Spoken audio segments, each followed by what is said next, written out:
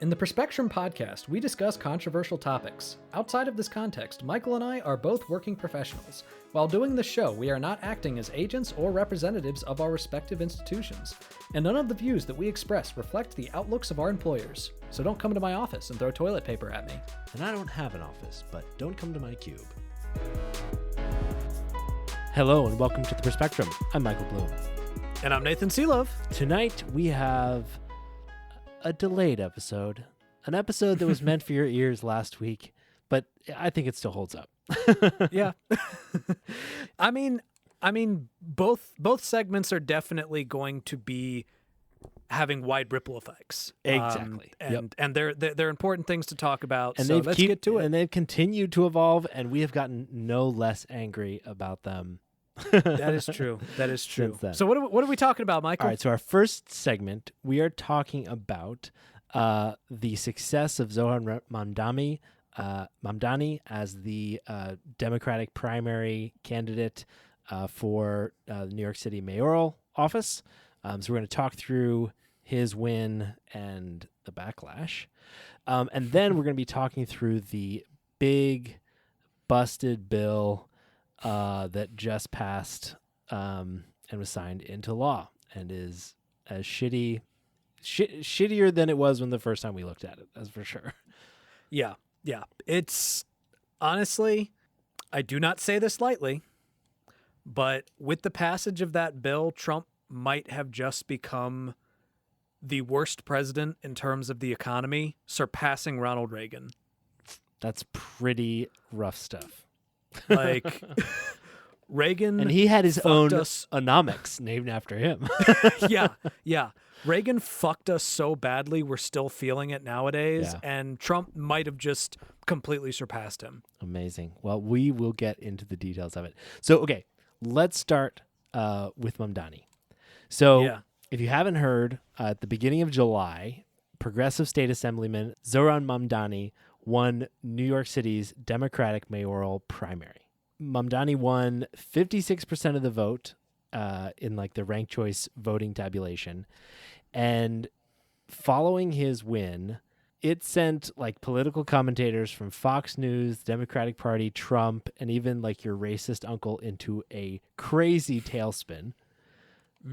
And if you're wondering why, I'm just going to list some stuff about him and you can guess. He's 33. Honestly, okay. That's the reason why a lot of them would freak out anyway. He's 33. He was born in Uganda. You're like, getting warmer. Yep. Okay, starting to see it. Starting to get the picture. He's a critic of the Israeli government. Yep. Yep. Not just that. He's also Muslim. Oh, shit. Yeah. Oh, shit. Not only that, he's also a self-described democratic socialist. Ooh. In other words, he's their worst nightmare. Oh my God. He is what they thought Obama was. He was born in Africa. He's a Muslim and he's a socialist.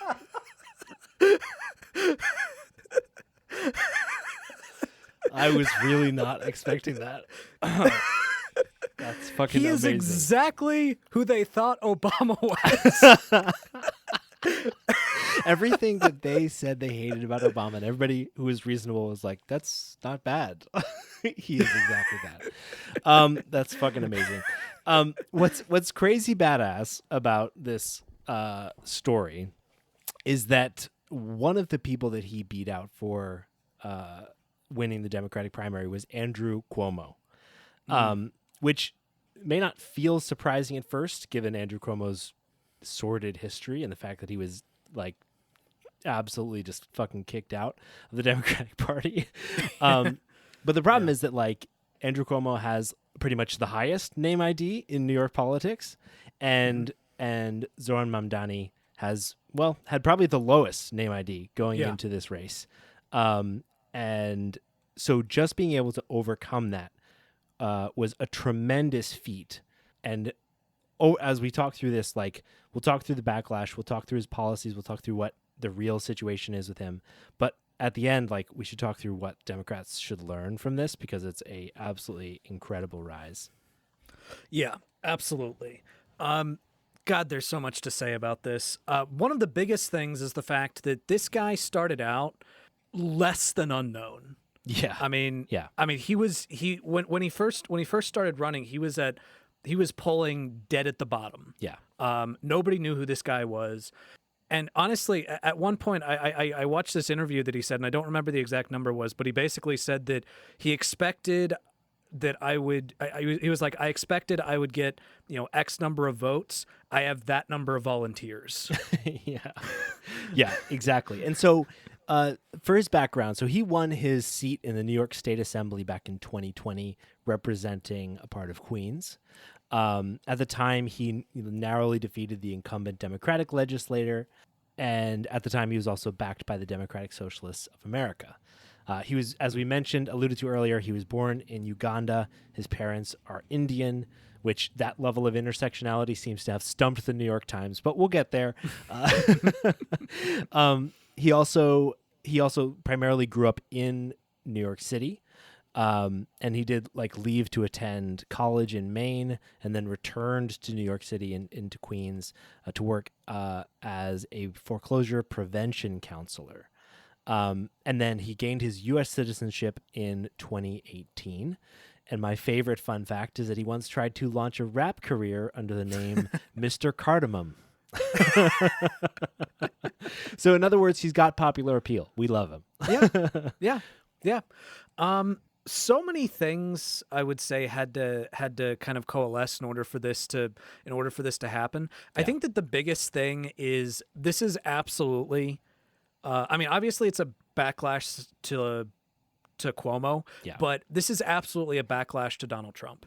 Mm-hmm. This is a guy that basically represents, and in his own words, he represents the people that Donald Trump claimed to represent. Yeah. A lot of these areas that he won were areas of New York, were areas that Donald Trump won. Mm-hmm. A lot of individuals, a lot of people that were basically just done with the Democratic Party because they didn't feel like they were actually fighting, that actually went and voted for Donald Trump.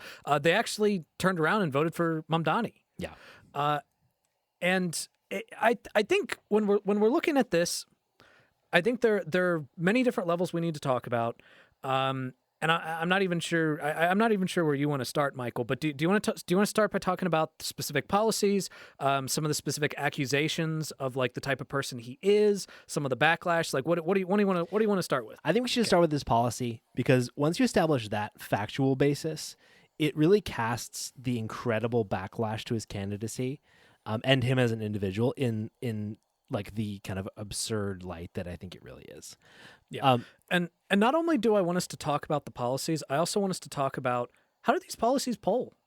Great question. Because I think that's an important part of the picture. I totally agree with you, especially as we talk about the opinions of so many Democrats and Democratic leadership that are coalescing against this guy, when his policies are both practical and popular. So overall, his campaign has centered around a call to put working people first. To Nathan's point, this is an actual attempt to implement the kinds of representation for working people that Donald Trump pretends to be a representative of. So when talking to Meet the Press, Mamdani said, quote, "When we talk about my politics, I call myself a democratic socialist, in many ways inspired by the words of Dr. Martin Luther King Jr. from decades ago, who said, call it democracy or call it democratic socialism, there has to be a better distribution of wealth for all of God's children in this country." So I think starting there is important, because people run with the word socialist and try to frame everything as this rebellion against norms and values and industry and all this stuff. And really his policies are reasonable, practical, near term, and ultimately very hyper focused on affordability and the needs of working people. Yeah. One thing I will say, and I've said this about Bernie before, I've said this about AOC before, social democrats need to stop fucking calling themselves democratic socialists. when I go through this guy's policies, there's like one that I would say, okay, yeah, that's probably a socialist policy. But like most of them are just social democratic. Yeah. And I don't know, maybe he personally does lean more socialist. And he was even asked at one point, like, how does he feel about capitalism? And he was like, I didn't like it. But then he also basically went on and gave a pro small business answer, Totally, which is not socialist. Yeah. Well, I think I think that's a really interesting nuance, because I think we tend to think that the way that people should authentically govern is that they should have their beliefs and then enforce them. Yeah. And like, I can't really honestly speak to whether, to your point, his personal beliefs are actually socialist or not, but the policies that he's proposing are not.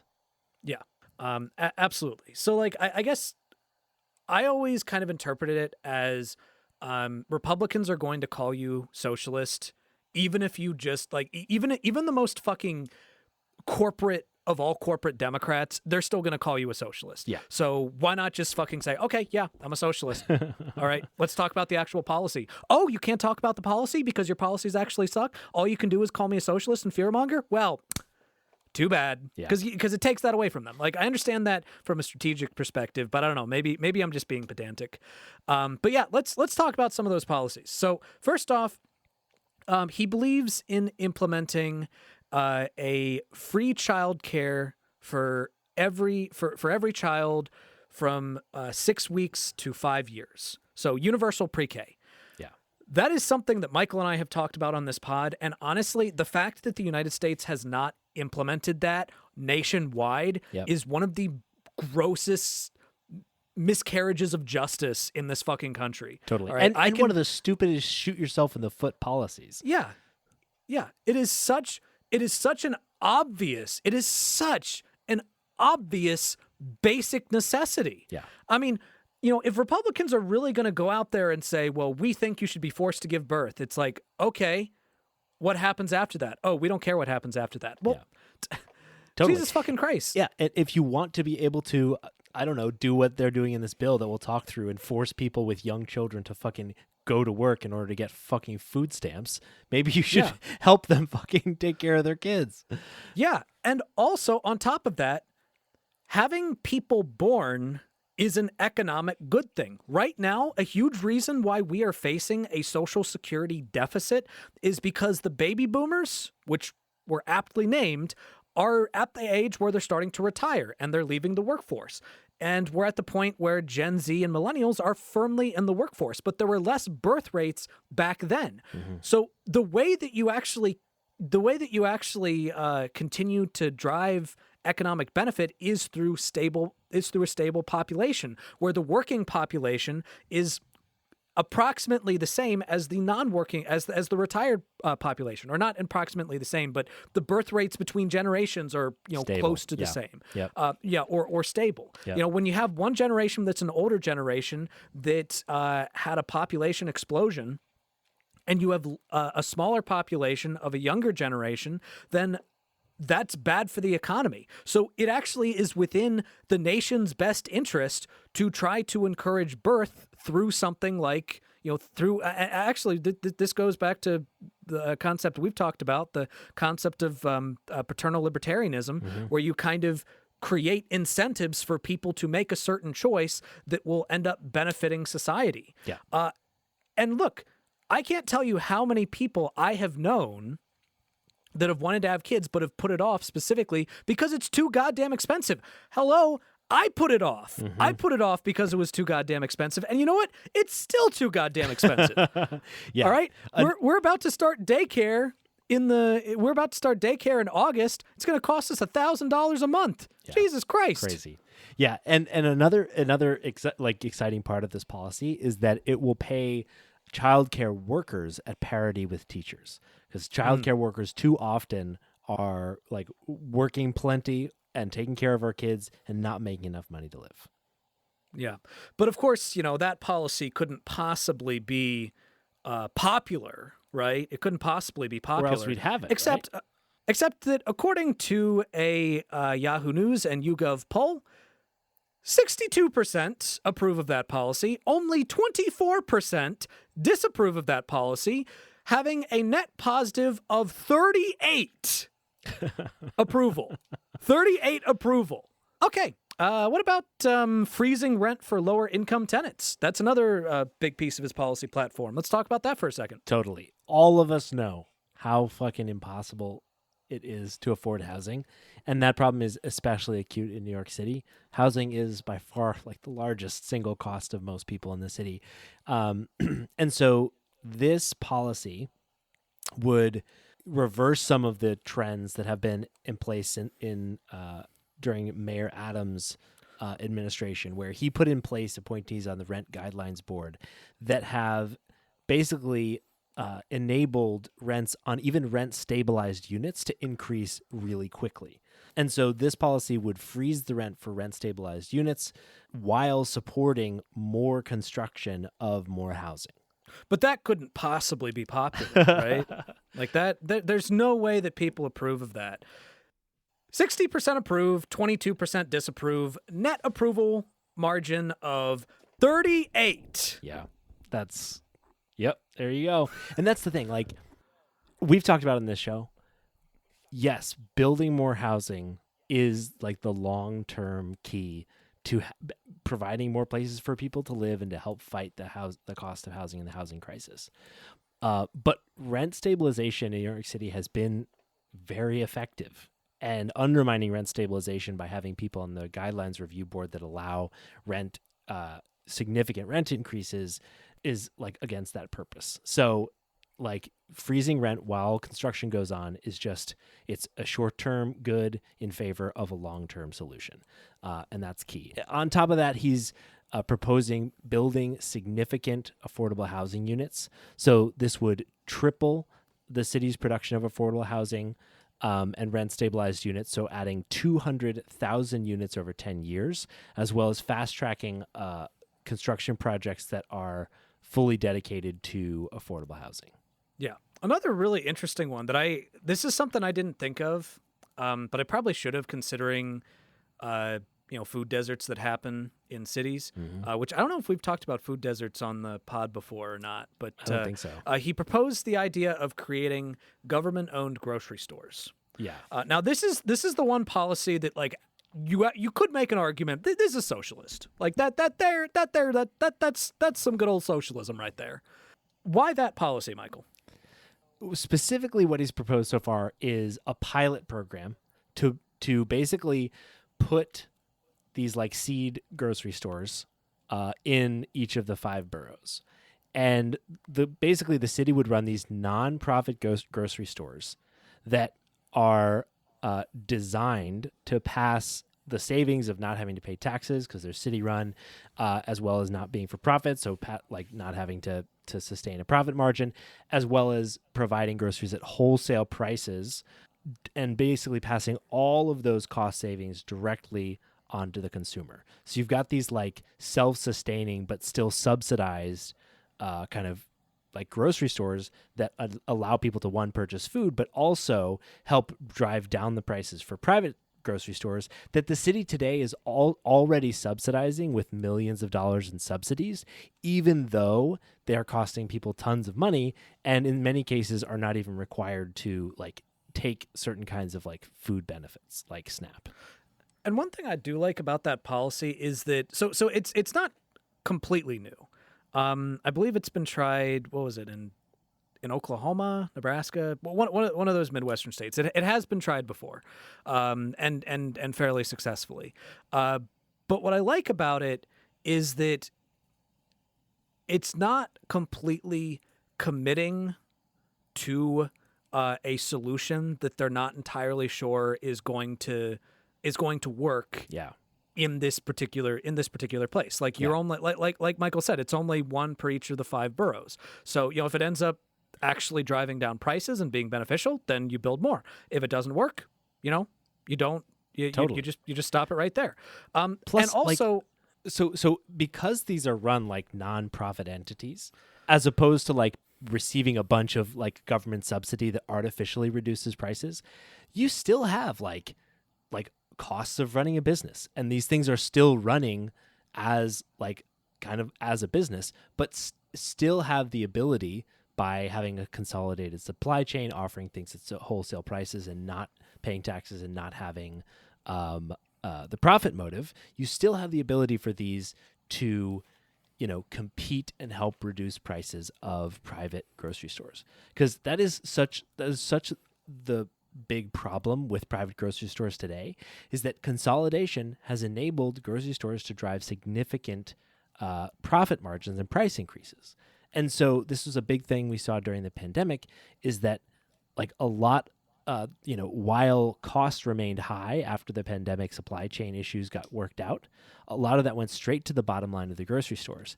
And the free market people would say, okay, well, the solution to that is competition. But the problem is that because of consolidation, these grocery store chains don't have significant competition. So basically, this puts in a supercharged competitor into the marketplace that helps force grocery stores to compete down their prices. Yeah. And when looking at its approval, it is 51% approved, 31% disapproved, with a net positive approval margin of 20. Now, I think one thing that's interesting about that number is that there's a huge portion of people that aren't sure. Yeah. And you know what? I think that makes total sense. This is a fairly new proposal, but the thing that I would point out, just to make sure people understand, is the reason why Democrats always seem to be terrified to propose big, bold policies is, oh, what if everybody disapproves of it? Well, actually, people are kind of waiting and seeing. Yeah, like it's totally. Not, they're waiting and seeing if they approve of it or disapprove of it. Do a good job with it. Yeah. And a lot of those undecided people will probably come over to your side. Mm-hmm. So fight for it. Yep, for sure. He also wants to raise the minimum wage to $30 an hour in New York City by 2030. And honestly, that in a place like New York, and look, I to be clear, I don't live in New York, have never lived in New York, never intend to live in New York. My understanding, though, is that the cost of living in New York is astronomical.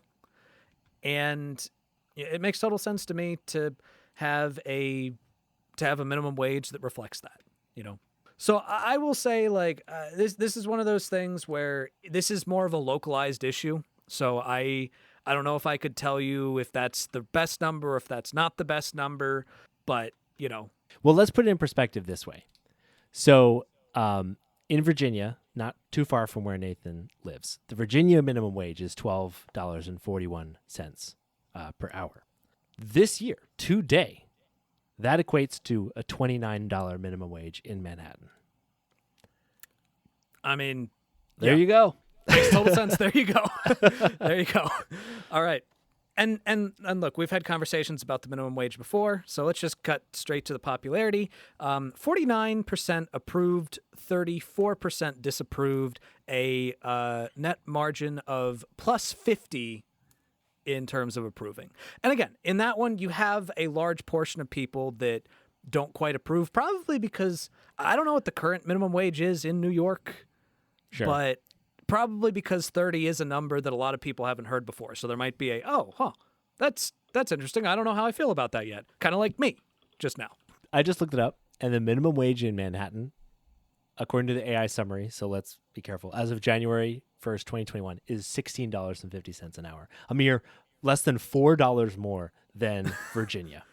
Yeah. When the Virginia cost of living puts the Virginia minimum wage equal to $29 an hour in Manhattan, which means that you're right. The nominal amount of money that it takes, that $30 minimum wage probably strikes people as way too high, and it is staggeringly.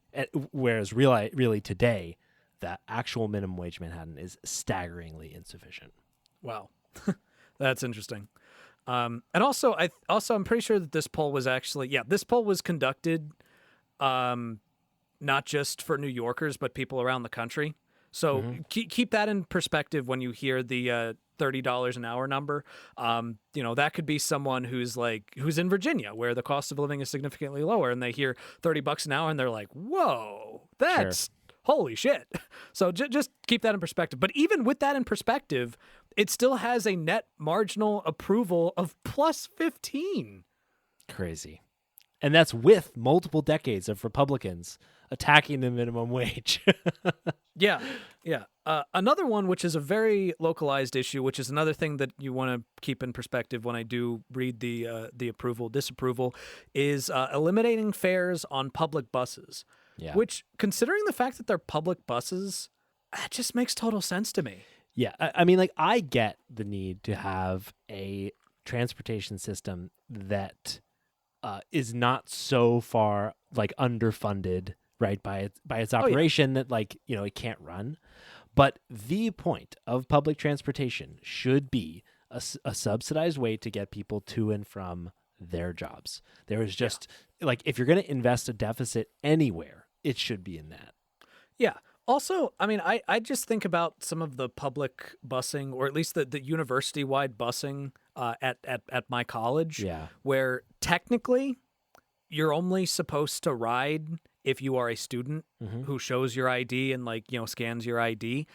But the bus drivers never make you do that. Like, they never make they never check. They don't care who gets on. They just drive you. Now, mind you, that is university busing, but still, it's a similar concept of, you know, if you are residing within this area, the college has a vested interest in you getting to where you need to be. So they don't really care. Like, they're not going to waste a bunch of time collecting fares for that.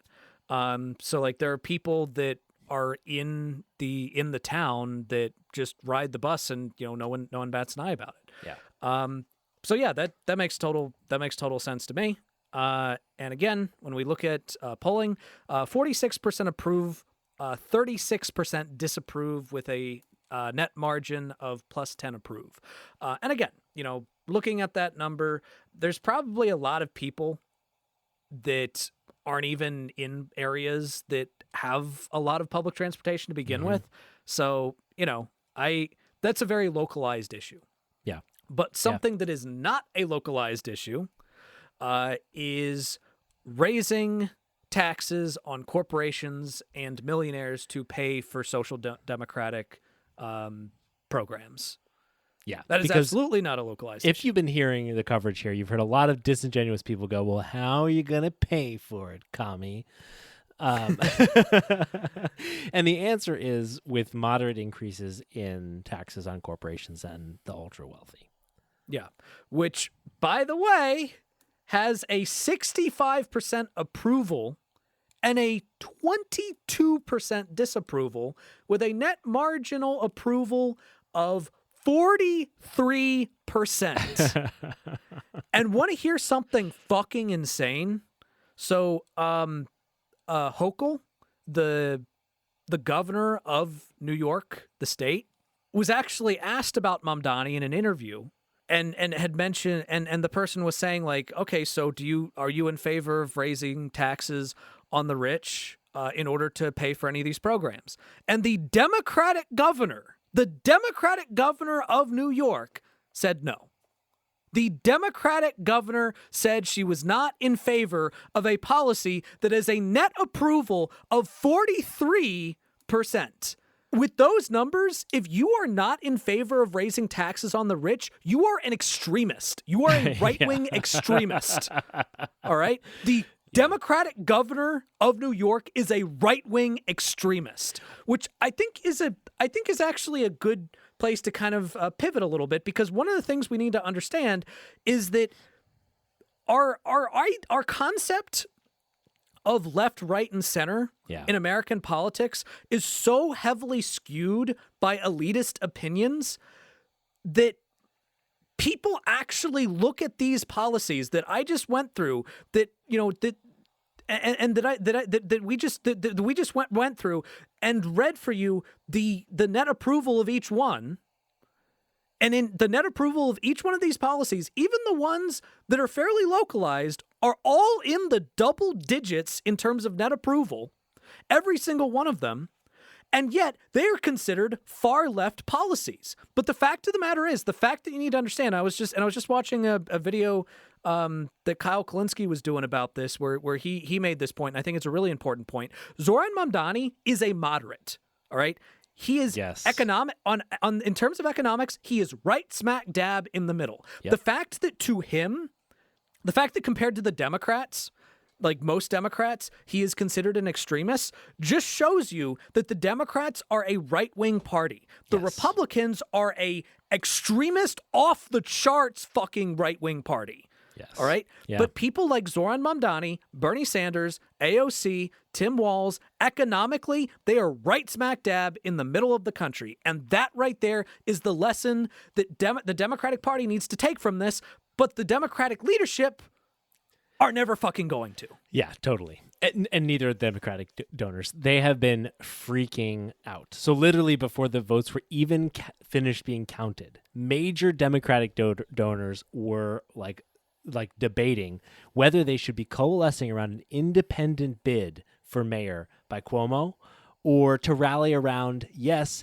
the incredibly unpopular, previously indicted Eric Adams, who's also running as an independent, instead of coalescing around the duly selected primary candidate, who is, to Nathan's point, relatively moderate, Mamdani.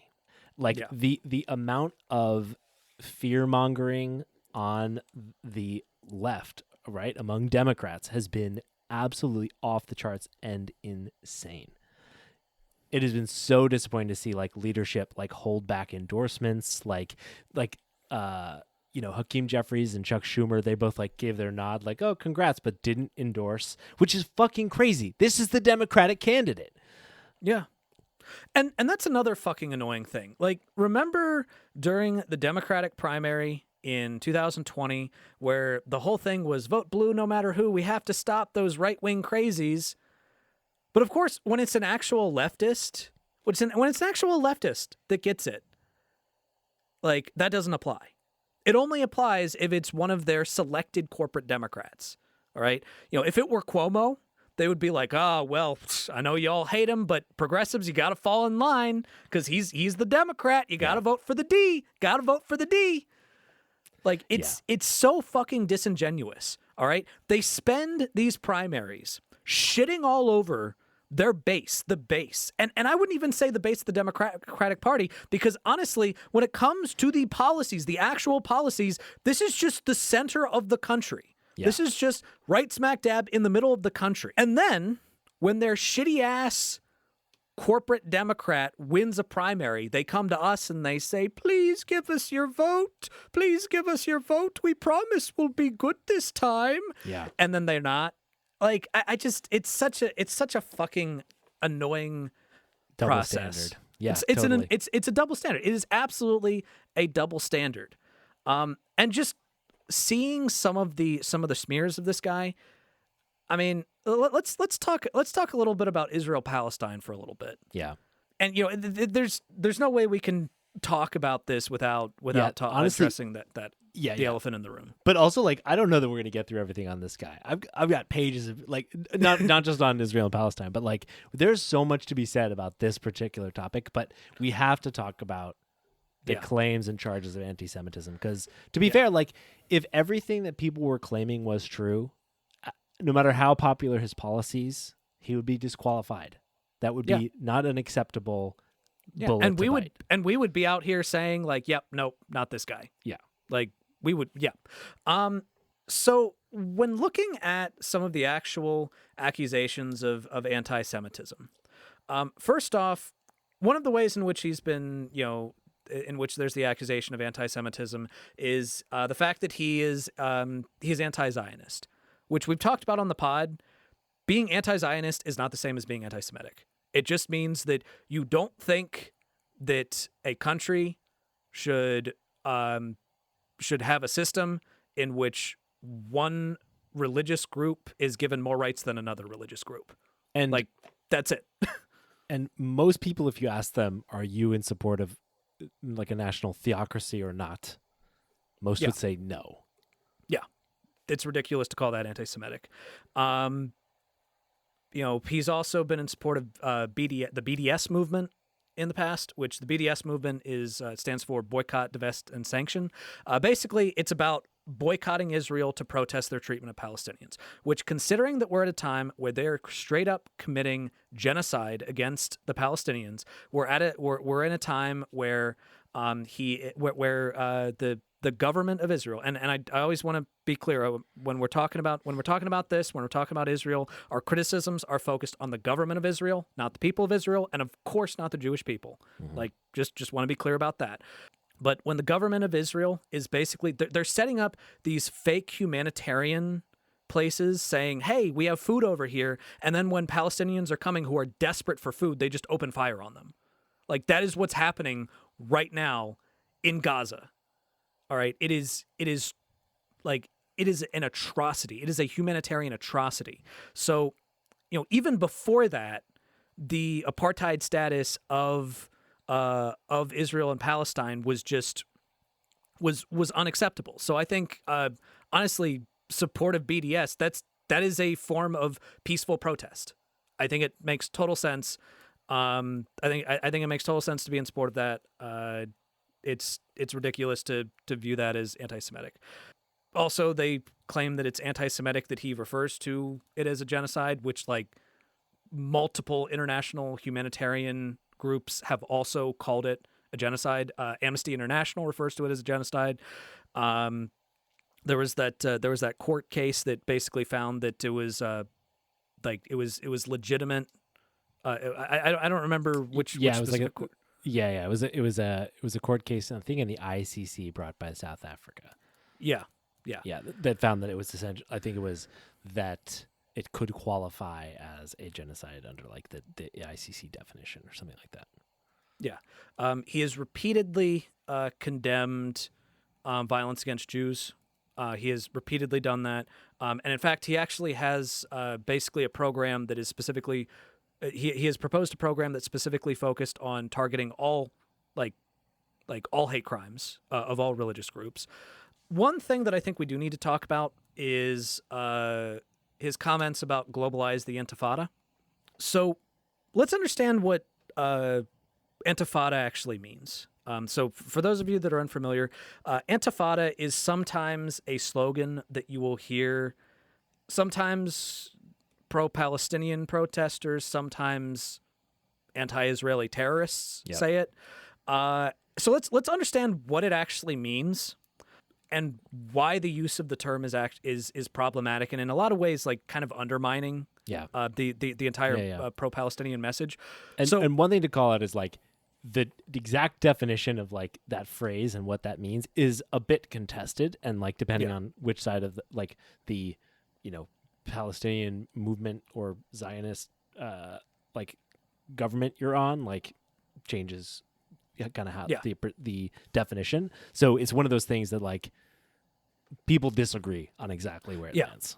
Yeah, people disagree on what it means, which I think is going to be an important part of the conversation later. So one of the things to understand is that a lot of people are saying, oh, this guy said he supports globalize the Intifada. He never said that. He never said that he supports it. He even specifically said that it is not a phrase that he uses. Now, what he did say is basically that he doesn't view it as his role as mayor, what his role as mayor to be, to police people's language. And he also kind of defended the idea by saying that these are people who are, quote, who have a, quote, desperate desire for equality and equal rights in standing up for Palestinian human rights. And I think it's difficult.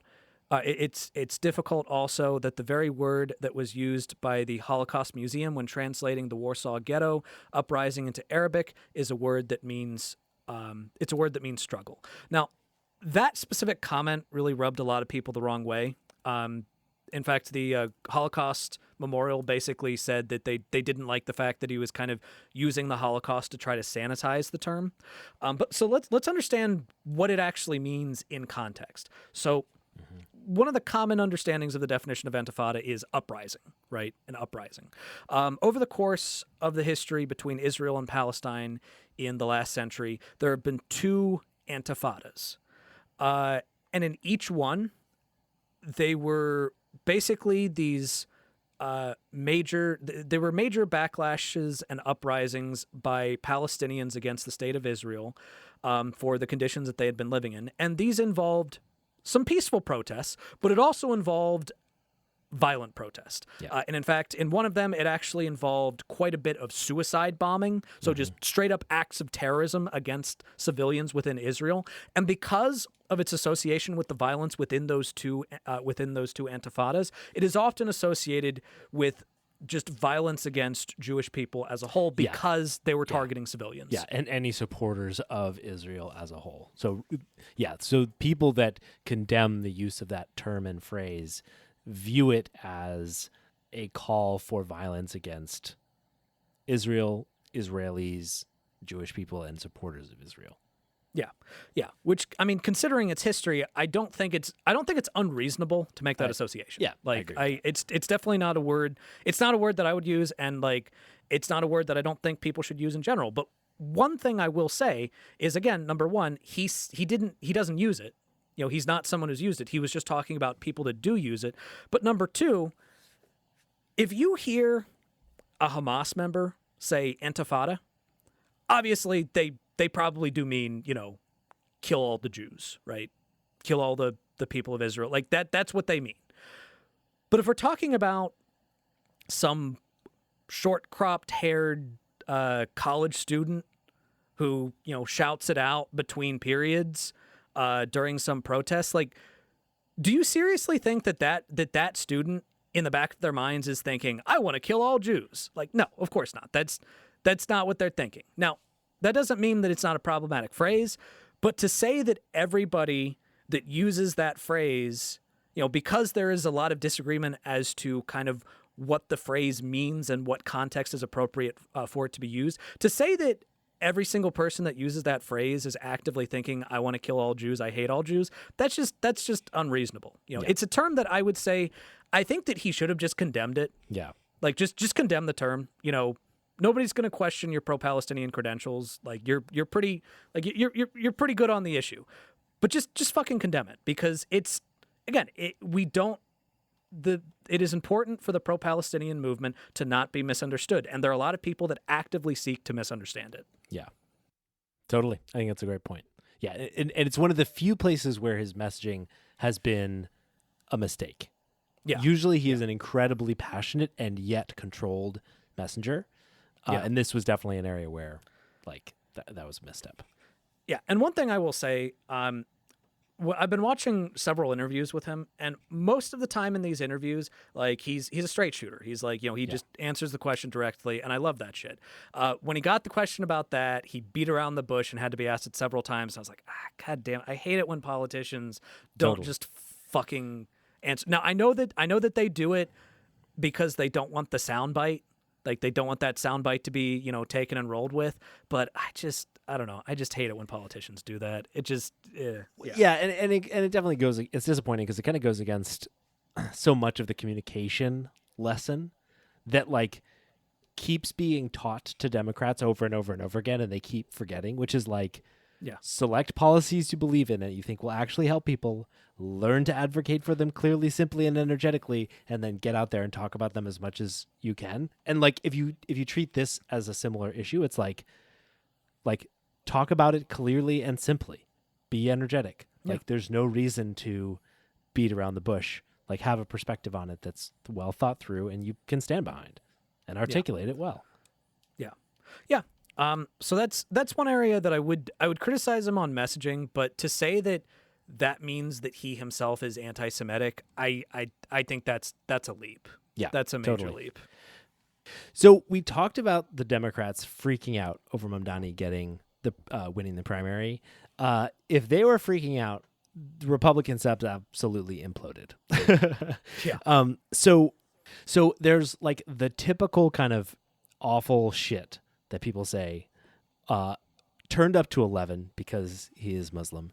And so you're hearing things like Representative Andrew Ogles, a Republican from Tennessee, refer to Mamdani as Little Muhammad, and called for him to be deported and asked the Justice Department to investigate him. You had, weeks before the primary actually wrapped up, you had a Republican member of the New York City Council call for Mamdani to be deported. You had a Republican state rep from Florida say that, quote, if Mamdani has his way, New York City classrooms won't be teaching the Constitution in civics class. They'll be teaching Sharia law. So honestly, like, He's not even particularly devout. no, exactly. Republican Congressman Rhett Brandon Gill of Texas circulated a video of Mamdani eating rice with his hands and wrote, quote, civilized people in America don't eat like this. If you refuse to adopt Western customs, go back to the third world. Okay, real quick, I'd just like to point something out about that. Donald Trump eats pizza with a fork. Civilized people don't eat like this.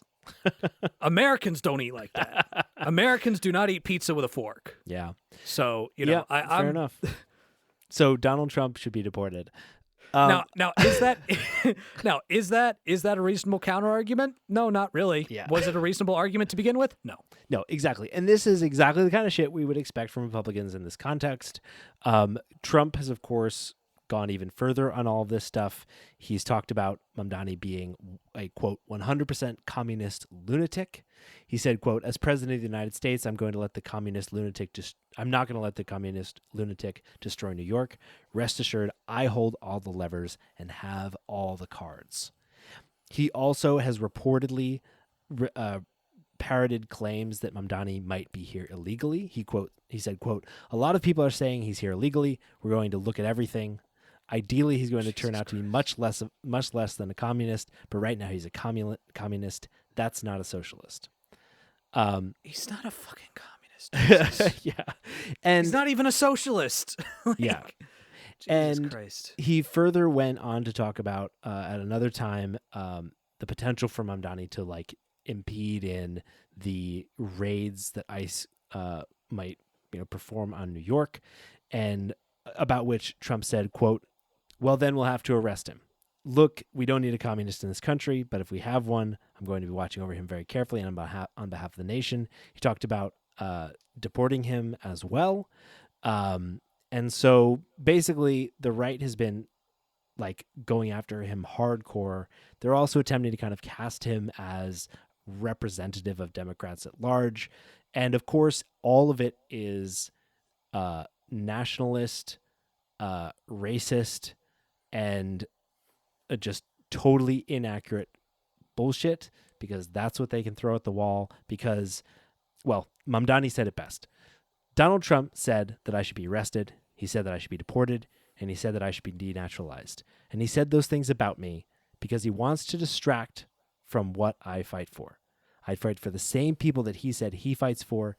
This is the same president who ran on a campaign of cheaper groceries, who ran on a campaign about easing the suffocating cost of living crisis. And ultimately, it's easier for him to fan the flames of division than to acknowledge the ways in which he has betrayed those working class Americans. And now it's time for one of our favorite segments, a Here's Why That's Bullshit. So Nathan, what's Here's Why That's Bullshit? So Here's Why That's Bullshit is a segment that we do when there is a mainstream talking point or a mainstream argument that is just going around and that is just completely inaccurate, completely false. And we like to try to break it down in simple terms and help you understand why it is an incorrect argument, why it's a bad point, so that the next time you hear it, you can say, so here's why that's bullshit. Okay, so today, the claim we're breaking down is, so really, as part of this big, beautiful bill, there aren't really cuts to Medicaid and food assistance, because all that's happening is they're implementing work requirements. And work requirements make sense because we don't want people free riding off Medicaid and food assistance who don't need it because they just don't want to work. So here's why that's bullshit. So John Oliver actually recently made this point, and I think it's a good point that really does help to encapsulate this entire argument.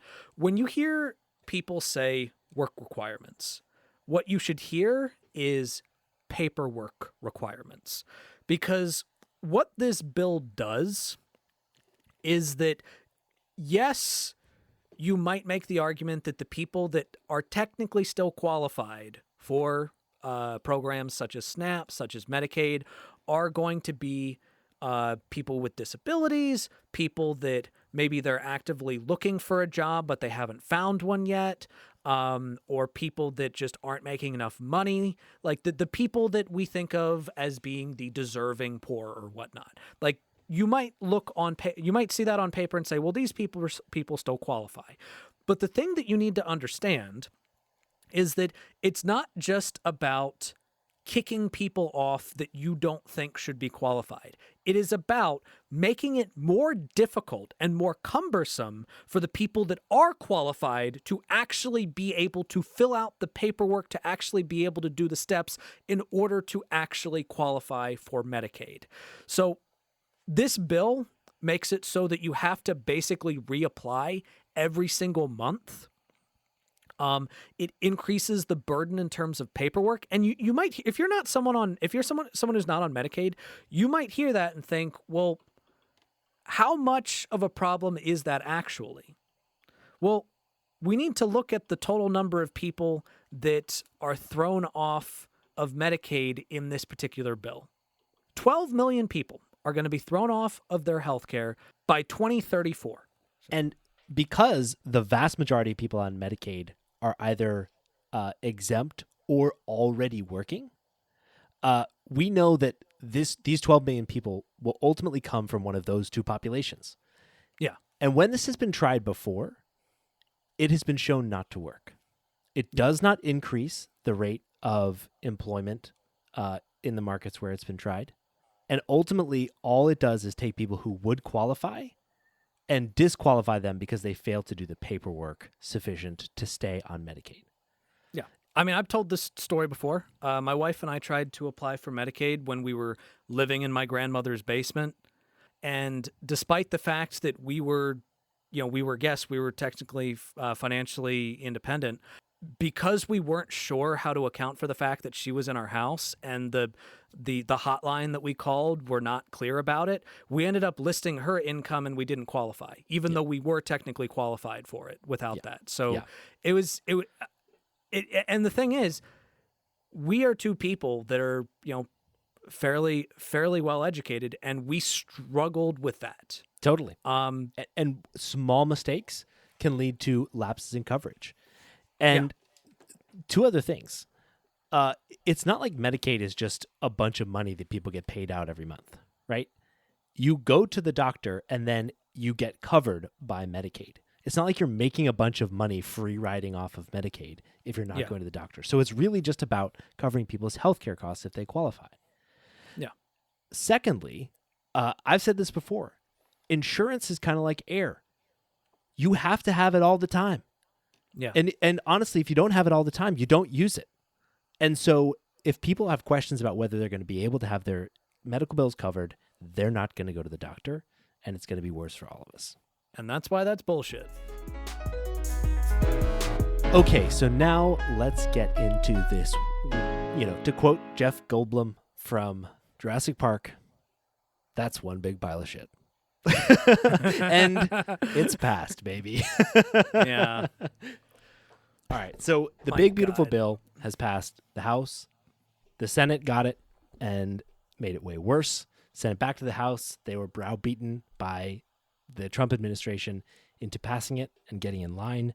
And then on July 4th, Trump signed it into law. And it's bad. I mean, I feel like I shouldn't be surprised, but the comical level of mustache twirlingly evil Trump and elected Republicans are still amazes me. Yeah. Because, okay, in a time where we have the worst income inequality that we have ever had, even worse than the fucking Gilded Age, where the top 0.1%, and I know that this is repeated a lot, but think about it. The top 0.1% own approximately the same amount of wealth as the entire bottom 90% of the entire country. In a time where tens of thousands of people die every year due to lack of coverage, lack of health coverage.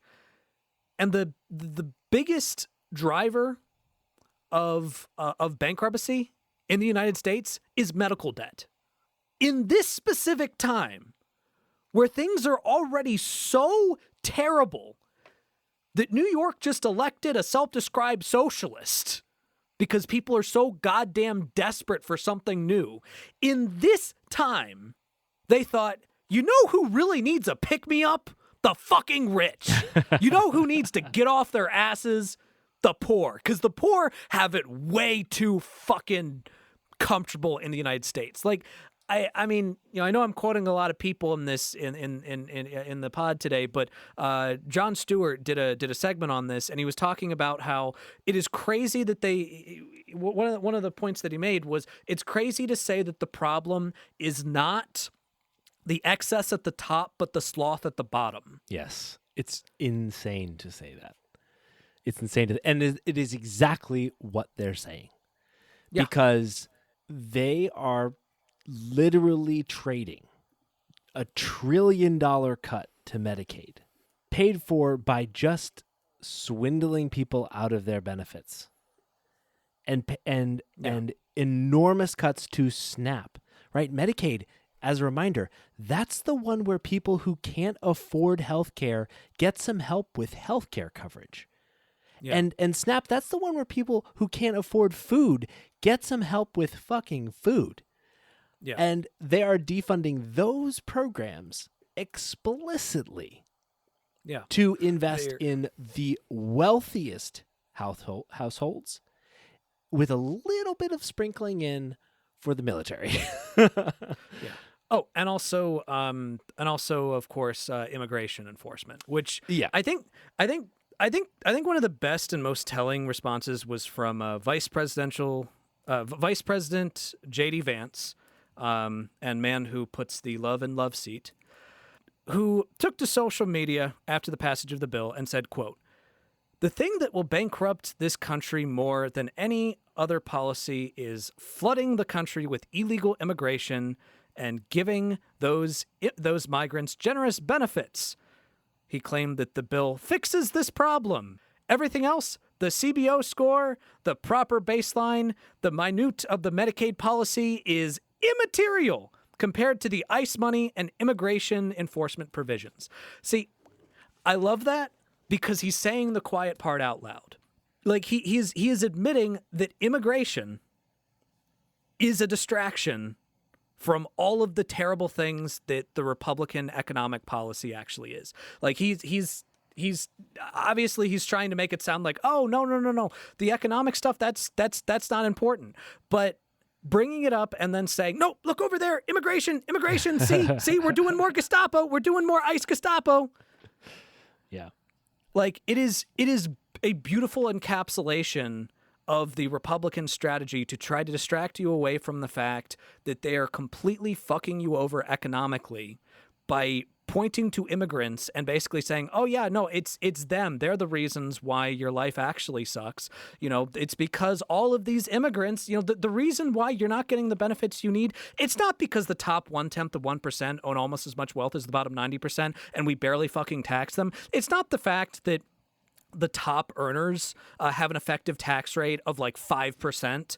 It's not the fact that capital gains rate, which, you know, in investments are the primary sources of wealth for these people. It's not the fact that the capital gains rate is lower than the income tax rate. It's not the fact that there is a cap on Social Security tax. It's not any of that stuff. It is immigrants. It is immigrants who are coming over, who are draining our system, who are becoming a part of these programs, which, by the way, most of these programs you need a Social Security number for, and immigrants don't have, and undocumented immigrants and non-citizens do not fucking have Social Security numbers. So he's just lying about that. Yeah, so you literally pay into them stuff. And you don't benefit from them. Yeah, so don't worry about all of these cuts that we're making. Worry about the immigrants. Like, it is, you know, you're not supposed to actually put those together because that makes it obvious. That makes the con obvious, you fucking idiot. Yeah. Obvious to you. Yeah. So let's talk a bit more about what's getting cut here. So, we mentioned $1 trillion cut from Medicaid. A part of this is like the increased paperwork requirements, as well as including older people up to age 65, as well as parents of children 14 years or older will also have to meet the work requirements. But ultimately, like the very fact that $1 trillion will be cut from Medicaid means that we will have that someone has to foot that bill. Because right now, remember, Medicaid is insurance. That money's getting paid to hospitals, nursing homes, community health centers, which means that when people, many of whom are perfectly qualified and well-deserving of this stuff, when the 12 million people through 2034 who will lose coverage as a result of this bill lose coverage, that will then start to hit like hospitals, especially rural hospitals that depend on Medicaid in order to fund their in order to operate as hospitals. So according to this Cecil G. Shep Center for Health Services Research, we're expected to see around 300 rural hospitals, many of them in Kentucky, Louisiana, California, and Oklahoma, close or reduce services as a result of this. Because again, like many of these hospitals will continue to treat the people who are on Medicaid, they will just not get paid for it. And so it will come out of the coverage in these, especially these rural areas, to be hit by this. And so the Senate did establish a $50 billion fund over 5 years to be distributed starting in 2027 for these rural hospitals. But that doesn't mean that we're going to not see losses in coverage. Rural hospitals are already starting to, try to figure out how they can make cuts to make this work. On top of this, Medicaid recipients will now be charged a $35 copay in order to get access to their medical care. So literally raising costs directly on Medicaid recipients. Yeah.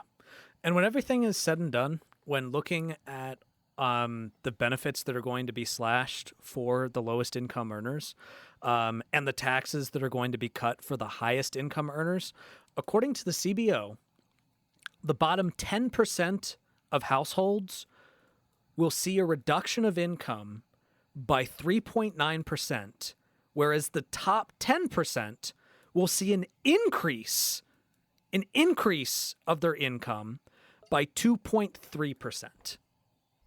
It is literally stealing from the poor and giving to the rich. Yeah. Yeah. And you may say, that's not fair. What about the, examples like raising the child tax credit? And so one of the problems with that is that it lowers the eligibility income threshold for that. It will exclude a significant number of households, as well as excluding from the credit 4.5 million children who have parents that don't have a Social Security number, even if they're paying taxes with their tax identification number. And these are primarily U.S. citizen children of immigrant parents. Or you might say, well, that's not fair that it hurts the poor to help the rich. What about no tax on tips and no tax on overtime pay? And those were campaign promises that were super popular.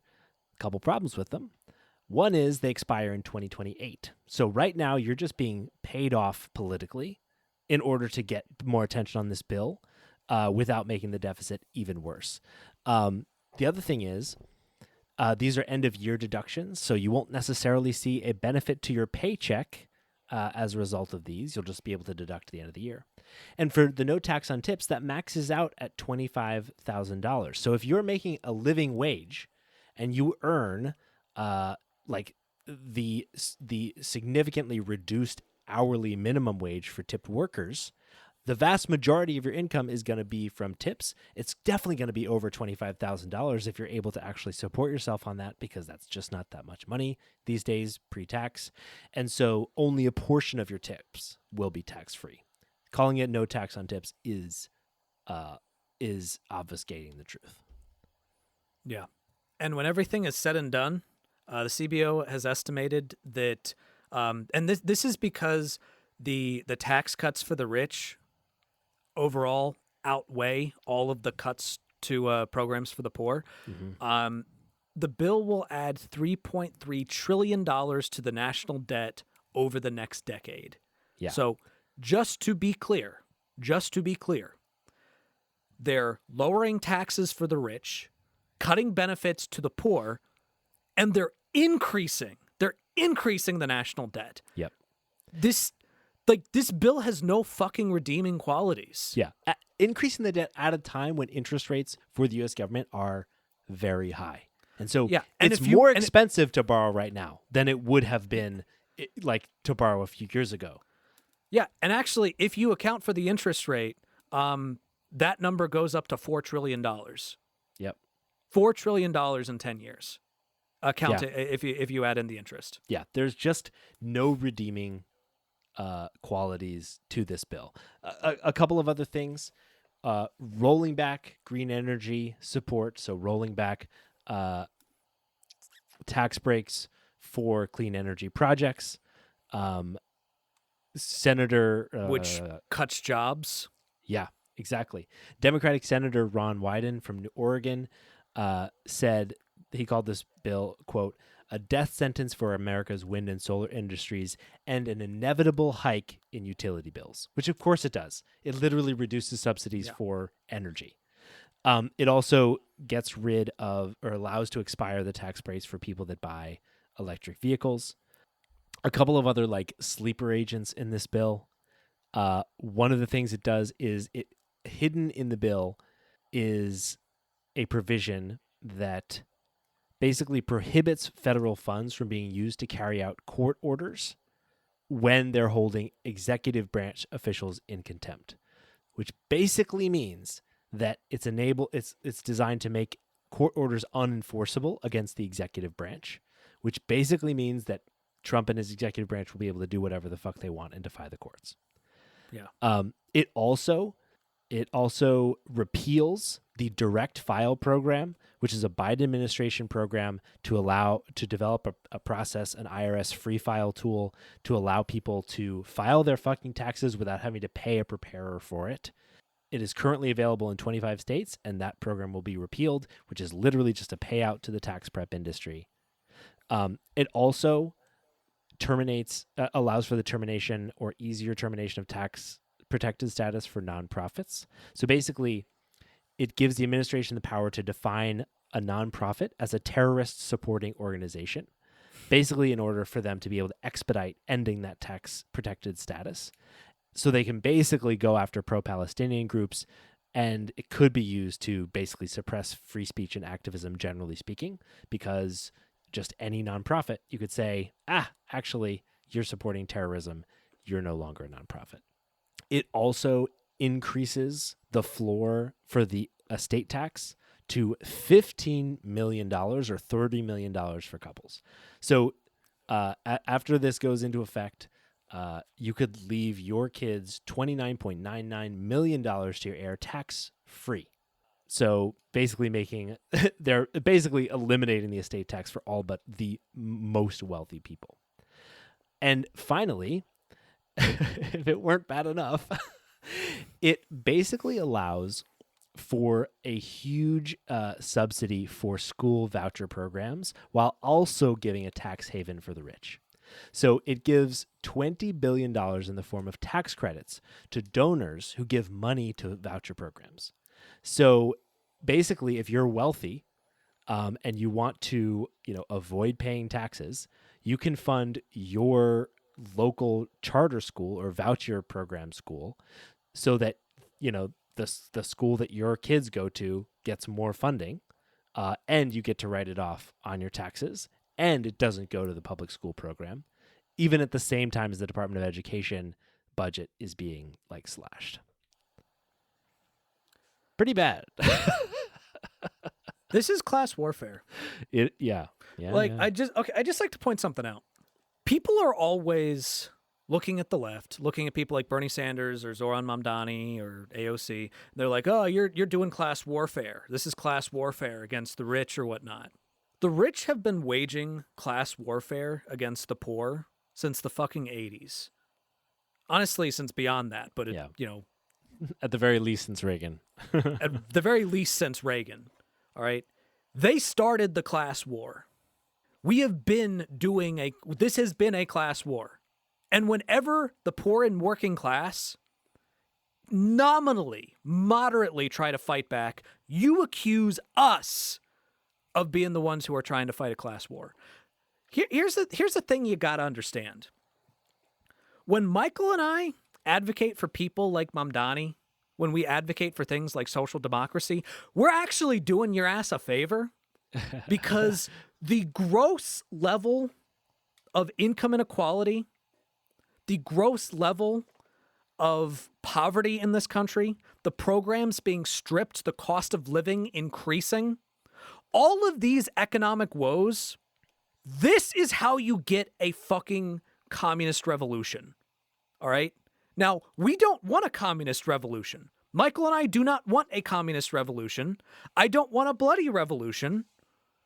I have a kid. I don't want to live in a country where there is a bloody revolution. All right? I don't want that.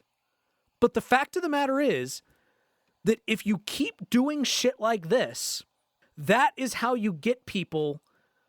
That is how you push people hard enough to where they're willing to actually do terrible things. All right? That's how you get people like Luigi Mangione, who committed a crime, who committed murder. And look, we don't approve of shooting people in broad daylight. You know, we're do it under the cover anti-murder. of darkness, like a civilized person. We're against shooting people. All right, we don't want. Don't shoot people. All right, just don't do it. Just don't do it. All right, we're against that. But the fact of the matter is, let me speak directly to the billionaires for a second, because I know you're big fans of the show. Yeah, they listen. Right? They love podcasts.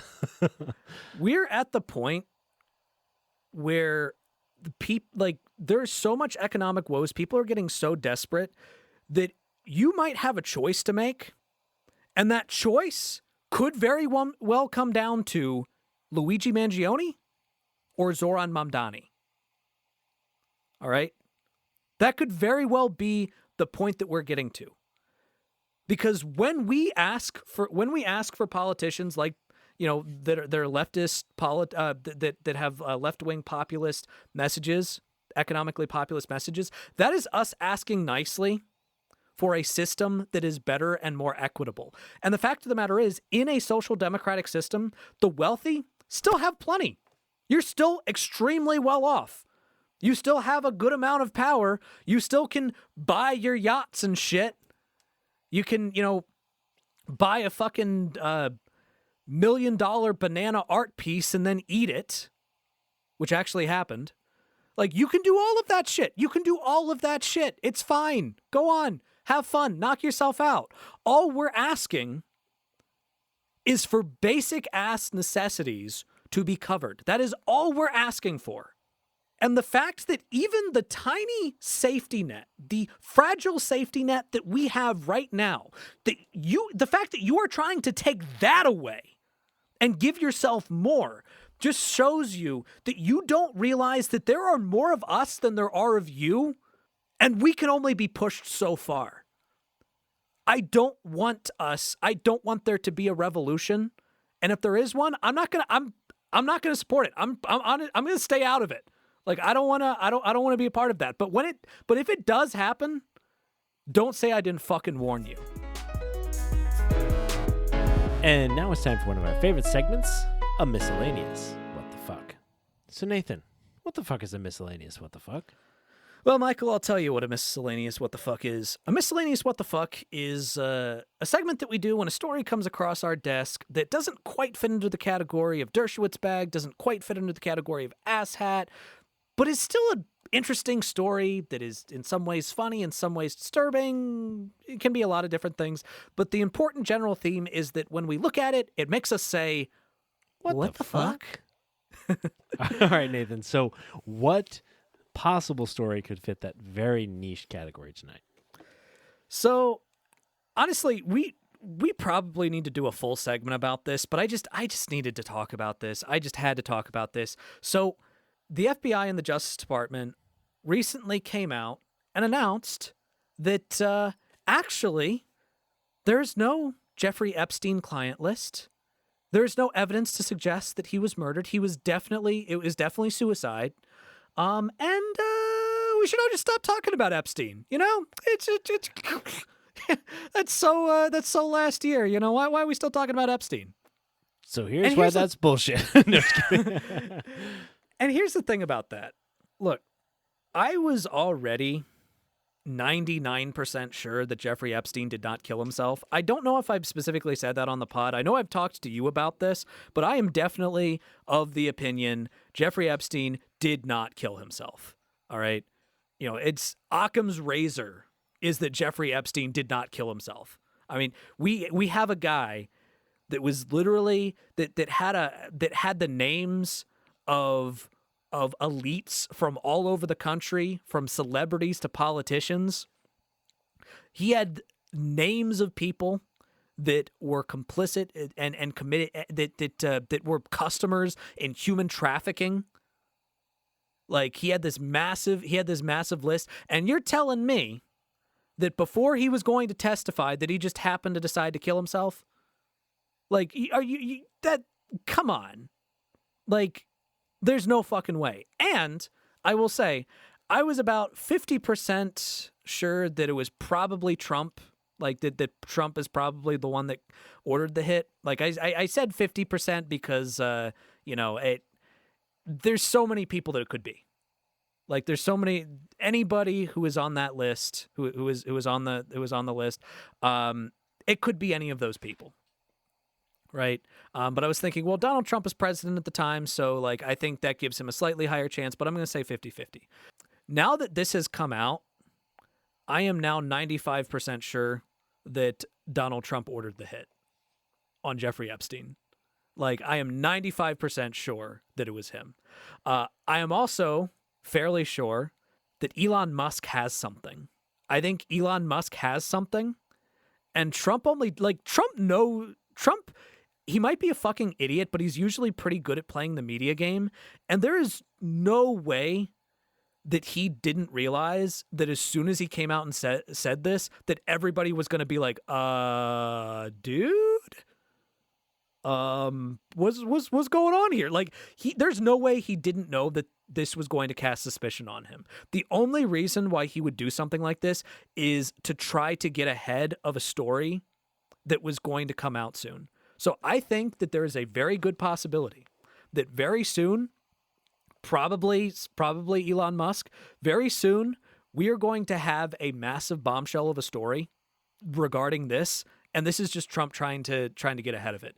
And what has been so funny is watching all of the right-wing coping, because this is basically defined. This has been a defining part of the identity of the online right for like ever since Jeffrey Epstein, killed himself. This has been a defining issue.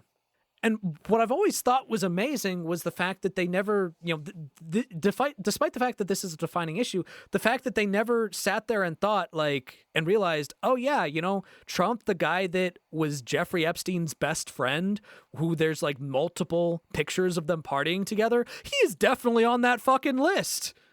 He is definitely guilty of that shit. And just the ways in which they're coping, like some of them are like, oh, this is Pam Bondi. Like she is trying to undermine Trump by doing this, and she is betraying his base. It's all her. It's like, no, she did it because he ordered her to, because he's on the fucking list. All right. It is so obvious. It is so obvious. Anyway, I just needed to rant about that for a second. It's such an insane story. Donald Trump is definitely on that list. And now, because of this, I am pretty sure that he's the one that ordered the hit. Wow. I know pretty much nothing about this story. So I think at some point we should do a segment on it, because currently I'm just like, what the fuck? Hey, want to hear something fucking crazy about the whole thing? Yeah. So, to try to show that there was evidence that he actually didn't kill himself, or he actually did kill himself. They showed footage. They showed camera footage from outside his cell, like the night that he died, showing that no one went in or out. But there is a minute in this footage that they showed. There's a minute where it just skips over. It just skips 1 minute. It's like, That's Jesus so Christ, funny. did you not? Oh my God. Oh my, you're not even trying. You're not even trying. They're like, we're putting out this footage to highlight exactly when we did it.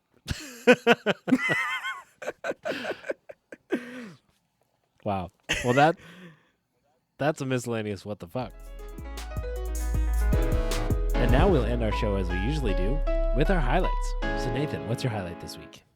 My highlight this week is that this last weekend, my mother came out for my birthday, Nice. and we hung out at the house, and I had a really nice birthday. We took the family to a pool that we hadn't been to yet. We had a good time. Sylvia had so much fun with all like the sprinklers and stuff, and then I had a really nice date with my wife at my favorite restaurant. Mm-hmm. And yeah, it was a really good day. It was a really good weekend. That is awesome. I'm glad to hear it, dude. And happy birthday. Thank you, bro. What about you? What's your highlight, bro? My highlight is this week I had a very, I can't say too much, but like a very frustrating and annoying work thing to do. And it was really exhausting and a bit stressful. And I was able to get through it just fine. It went really well.